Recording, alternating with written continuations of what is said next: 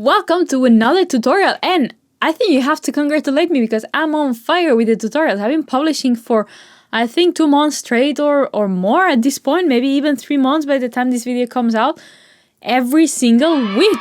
I'm so fulfilled when I can bring you some good content, but it's very demanding for me to keep a weekly schedule. So last videos actually I recorded everything in one sitting because I had some masterclasses to give. So hopefully I can recover the time somehow, some way. As you can read from the title, we will be talking about barre, the most common complaints or problems that people have and experience while practicing some sort of barre attempt of chord or exercise or something like that. I actually made a tutorial on barre technique, which actually starts from zero, from the simplest barre and lightest to the heaviest one with the 6 strings, just to avoid the problems that we will be seeing here today. So if you'd like to watch it, I will leave the link down here in the description. And that tutorial is actually really nice because I made also like a very complete PDF with several exercises and progressive things so that you can really build up the barre technique and get really good at it.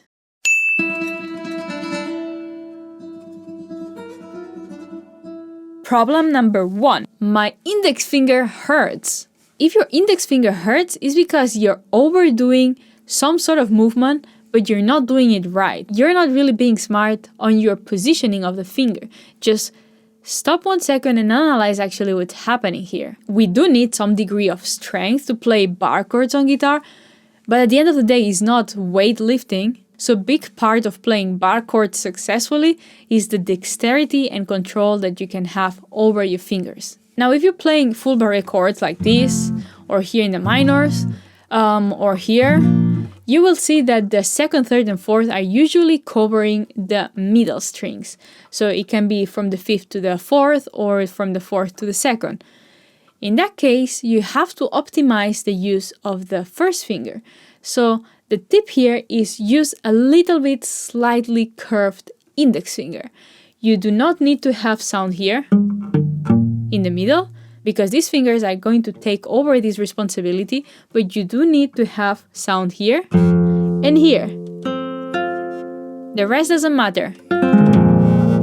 See that it's very buzzy, but then when you put the full chord, it sounds good. I'm optimizing the amount of strength that I need for the strings that need to be played for which fingers, if that made any sense.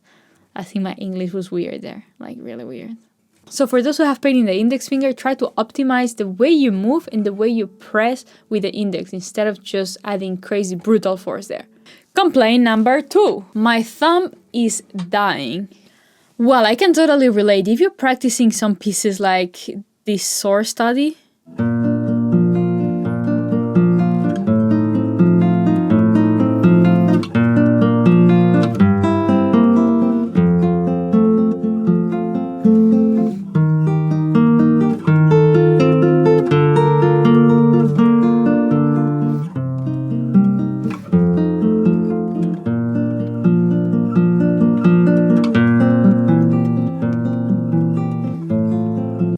just some stupid chords, and that's so painful already. This is some real footage of me practicing this crazy bar study by Fernando Sor. They are super barre heavy, and actually they really challenge you to get until the end of the piece because this is like screaming of pain, but yeah, kind of tiredness more than pain, I would say. So you're not alone in this problem. On the other hand, for normal bar chords, let's say type of F major and this kind of bar chords that are not with extensions and not heavy duty, let's say, they are common bar chords, you should not really need to be dying for it. Now, the problem of the bar chord is that we press like this, like a clamp, right?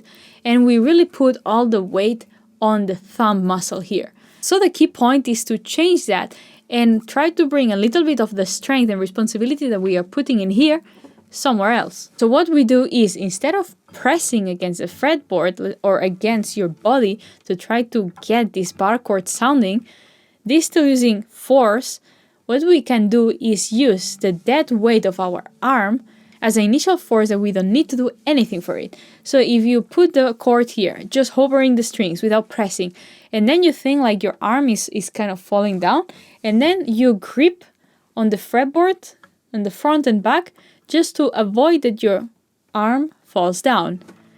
Then if you do that good enough and you kind of let your elbow kind of conduct this movement towards the floor, you will realize that you can press a lot more even without having the thumb. That is also a practice that people do, practicing bar chords without the thumb, so you get to translate this force, this energy, into the weight of the arm. So don't confuse in pressing against yourself. This is still using force and is tensioning your arm and your forearm, which it might help in some situations, but it's not the most efficient that you can use. The most efficient is really using the dead weight of your arm and maximize this as much as you can, and then just grip onto the fretboard. Third problem, I press a lot and the strings still sound muted. I think many of us will recall on that problem, right? If this is happening, it's because you're applying the force here, the strength on your finger in the wrong way. You might be pressing a lot with the tip or pressing a lot with the base of your finger, but maybe this section, usually that happens is that we are really not used to make force with this part of the finger, either with the top, but this part is rather weak. So what happens most of the time is that we have a slight curve here as we play on the fretboard, which means that the strings here in between will always sound really bad. So if that happens, just try to make sure that your finger is fully straight. You'll see that actually it's a little bit going like this, right? That is because I can easily, when I'm in contact with the strings, I can easily correct that, but I make sure that this part is really, really steady and strong so that I can have this.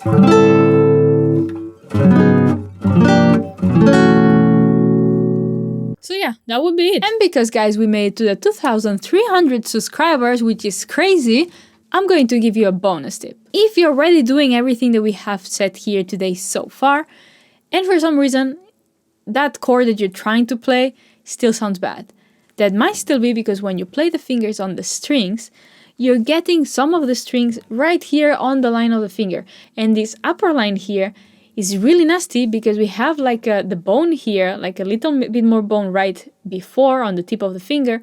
And then here you have some sort of little cavity, and if the string sits there, it's kind of really, really, really difficult to get it to sound, and it can get really painful. So the solution here is just a little work around that problem. Adding more strength is not going to help you. So what you can do is just try to lift some millimeters up or some millimeters down. It depends. If you have a long finger, you can obviously have a lot more margin to go down, but I have shorter fingers. You see I kind of ran out of finger, so I have less margin. But you can still lift the finger a little bit higher or a little bit lower. It depends on the type of chord, and depends also where the other fingers are staying and what they are doing. But try to figure out if you can use maybe a little bit higher position or a little lower to avoid this little crack in here. Okay, time for the question and answer. The first question comes from Zoo0A32 and is asking, for the full bar, do you pull with the left arm or elbow at all? Good question. Actually, the barres that involve the entire finger to be flat on the strings, you should be thinking to use the weight of your arm down as with the gravity, rather than just pulling against you. So yes, I do use from my hand to my forearm until my shoulder, just to use all the weight I can to just pull my arm down. Just let it fall, because all this is the strength that you will not be needing to apply yourself. You will realize that if you manage to transform this free resource of strength just using the weight of your arm, it's going to be a lot less tiring of your thumb muscle to play any barre. Second question. Dave is asking on the tutorial 5 Reddit questions. I am an amateur guitar player. I use both tab and sheet music for playing. Quite often, standard notation doesn't work for me. It rarely indicates the proper location on the fretboard for the notes or chords.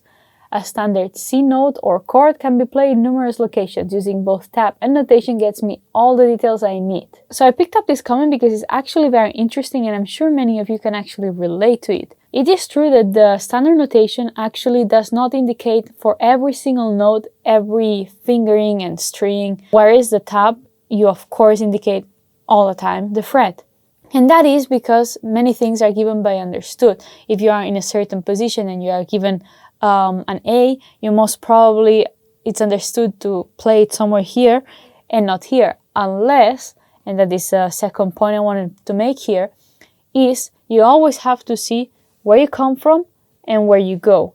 And then you can choose actually where you have to play the note. The good thing that you're not given all the time which finger you have to play is that it gives you a little bit more room to be creative on the color, on the type of phrasing that you want to give, where you want to cut, where you want to connect the notes. So I would take this lack of fingerings more as a positive aspect for you to be able to just choose what makes the most sense to you. If you go down this road, you will actually realize that there are many good fingering options. So there is not only one that works, but there are many types of fingerings that would get you to the same musical result with different movements. This is good because then you're not forced to follow the same road that everybody plays. Let's say that I write a fingering and I'm very good with stretches and this kind of stuff, and I give the score to you. And then you have to follow my type of technique that maybe doesn't fit with you, and maybe you're very good just jumping at the longer distance and being very precise on that. So if I don't write the fingering, you're free to choose, whereas if the fingering is written for every single note, you will be slightly conditioned just to follow that one road.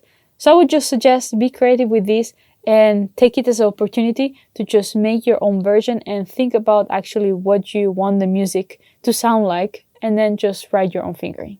If you still want to go a little bit more in depth about the Barre technique, the link in the description of my full in-depth tutorial.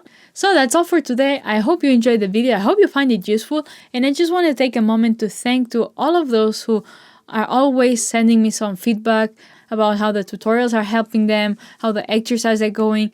I really appreciate having all this feedback, and it's really awesome that it's helping so many of you. I'm super happy about it, and that's the whole point of for me doing these YouTube videos, that I can help you guys from the distance. So please feel free to write in the comments. I always read and I always try to respond as much as I can to everyone or nearly everyone, because basically the videos I try to do are based on what you guys need. So thank you for watching. I hope you have an awesome week, and I'll see you in the next one.